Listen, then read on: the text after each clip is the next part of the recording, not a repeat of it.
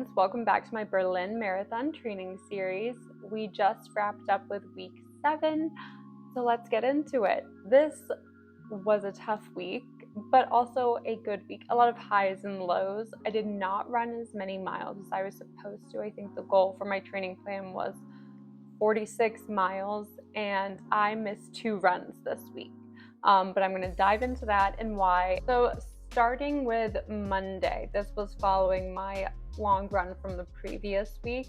Hi friends, happy Monday. I'm about to do a 6-mile easy run since I did my long run for last week yesterday. Inside, it's still really hot out and I had a lot of work to do today, so waited until after I was done with work.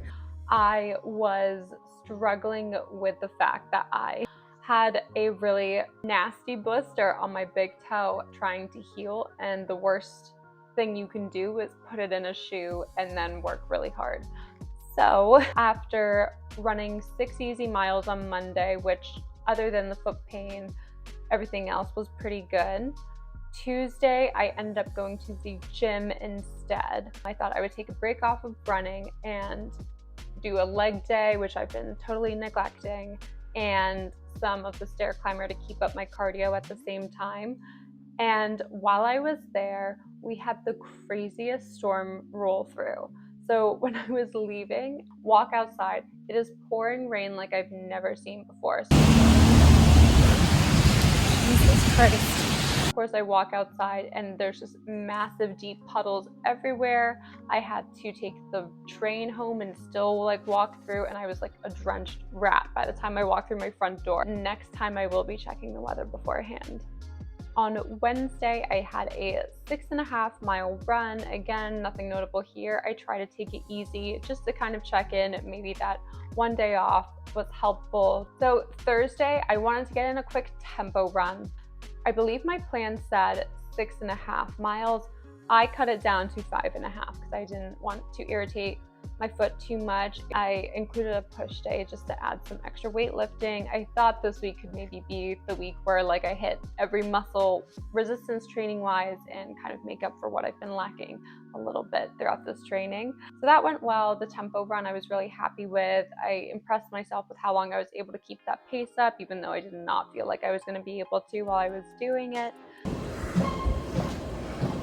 On Friday, that was the 4th of July, I decided to let's just take a break from all kinds of working out, enjoy the holiday. I spent time with friends, ate so much good food.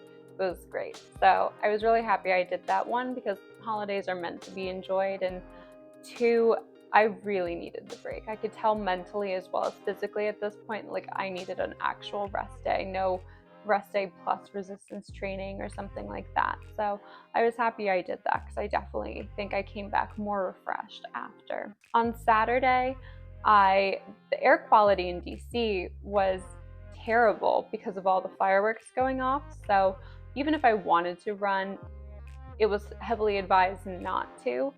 So I actually ended up going to the gym again and doing a pull day and more of the stair climber. No thunderstorm this time. Friends, happy Saturday. Today I am going to the gym.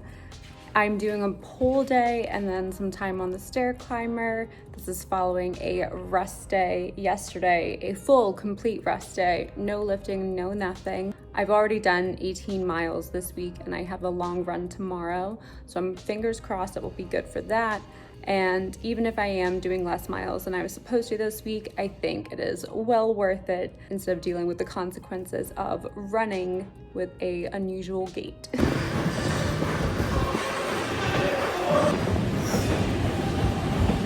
Today was my long run and I did 15 miles and it felt incredible. I kept a pretty consistent pace. My goal through my endorphins training plan is between, I think, 9:36 to 9:46, I want to say, for my long runs, and my pace was 9:39. And I've usually just kind of been teetering between 9:50 to 10-minute mile paces. So I was really surprised that my long run for 15 miles was 9:39, with the last 2 miles being sub 9 minutes. So that made me really happy and proud of myself. I felt like all of the speed work and tempo runs and all of the resistance training I was doing was finally paying off, and I could feel it.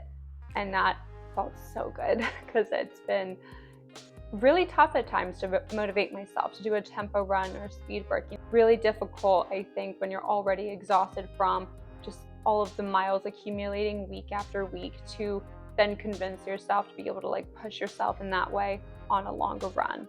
So I was so happy about that. In terms of wins for this week, absolutely my long run, that was the highlight. It's the only day this week where I felt like I was running without any pain in my toe. The challenges of the week, besides my toe, which I keep talking about, I would say just the mental motivation. I think because I was in pain in a different way, not like a dull way, but in like a ow, this really hurts kind of way, the mental fatigue took over very quickly for me.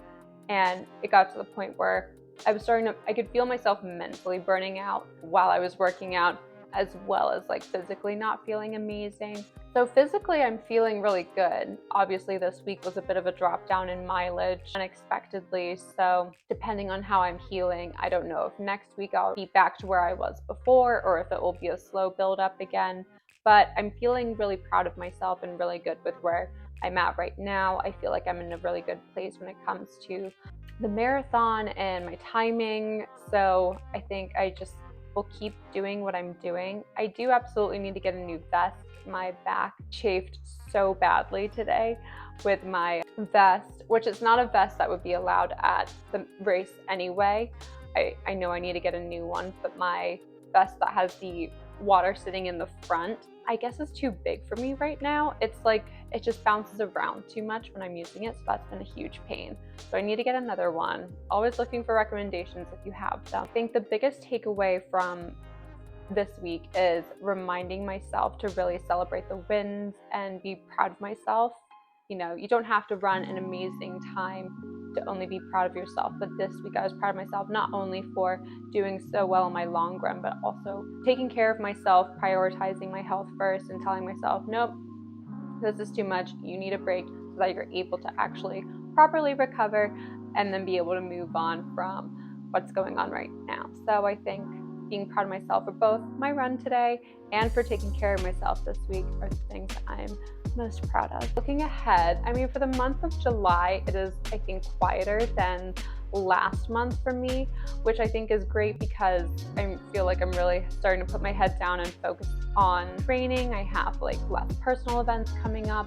Just getting through, making sure I would keep waking up early enough to do it before it gets too hot out, and making sure, I think really working on making sure I'm not chafing in any way and really not hurting my skin. Thank you for continuing to stick with me through this journey. If you liked this video, feel free to subscribe to see my weekly updates. I also plan on creating a little bit more content about running gear that I like and dislike, different types of energy gels and fuel that I use, races that I've ran and my thoughts on those. And I'm also on Instagram and TikTok with even more content. And I will see you guys next time.